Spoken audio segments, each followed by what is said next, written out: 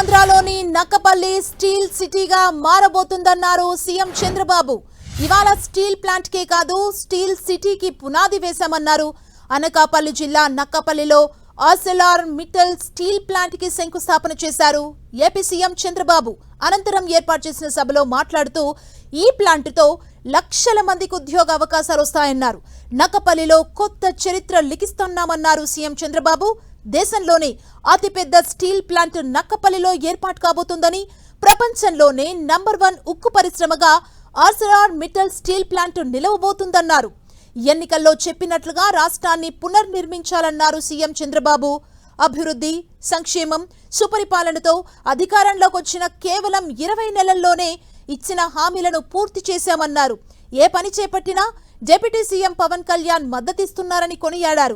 ఈ ప్రాజెక్టు తీసుకొచ్చేందుకు మంత్రి లోకేష్ ఒక ప్రణాళికాబద్ధంగా పనిచేశారని తెలిపారు చంద్రబాబు.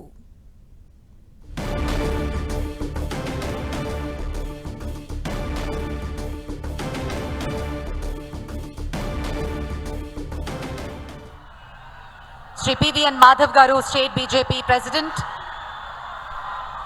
శ్రీ భూపతిరాజు శ్రీనివాస్ వర్మ గారు, ఆనరబుల్ మన ఉత్తరాంధ్రలో నక్కపల్లెలో కొత్త చరిత్ర తిరగా రాస్తున్నావునా కాదా అని మిమ్మల్ని అడుగుతున్నాను. విశాఖ ఉక్కు ఆంధ్రుల హక్కు అని ఆనాడు పోరాడి సాధించుకున్న విశాఖపట్నం ఉక్కు ఫ్యాక్టరీ ఈ రోజు మీరు అడగకుండానే ఈరోజు విశాఖపట్నం కంటే పెద్ద ఫ్యాక్టరీ ఇక్కడ వస్తా ఉందంటే అది ఈ ప్రాంత వాసుల అదృష్టం అని మరొక్కసారి విజ్ఞప్తి చేస్తున్నాను. ఈ 2 ఉక్కు పరిశ్రమలు దేశ ఉక్కు రంగంలో మన రాష్ట్రాన్ని మరింత ఉన్నత స్థాయిలో నిలబెడతాయి.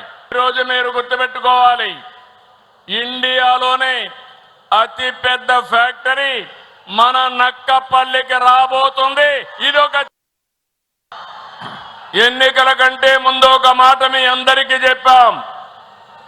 రాష్ట్రాన్ని పునర్నిర్మాణం చేస్తామని చెప్పామా లేదా అని మిమ్మల్ని అడుగుతున్నాను. అభివృద్ధి, సంక్షేమం, సుపరిపాలన ఇవన్నీ 3 చేస్తామని చెప్పి 20 నెలల్లో చేసి చూపించిన ఘనత ఈ కూటమి ప్రభుత్వానిదని మరొక్కసారి మీ అందరికీ విజ్ఞప్తి చేస్తున్నాను. అందుకే ఈరోజు మిత్రులు పవన్ కళ్యాణ్ గారిని మనస్ఫూర్తిగా అభినందిస్తున్నా. నేను ఏ పని తలపెట్టినా అన్కండిషనల్ సపోర్ట్ ఇచ్చినటువంటి మిత్రుడు పవన్ కళ్యాణ్ ని మరొకసారి అభినందిస్తున్నా.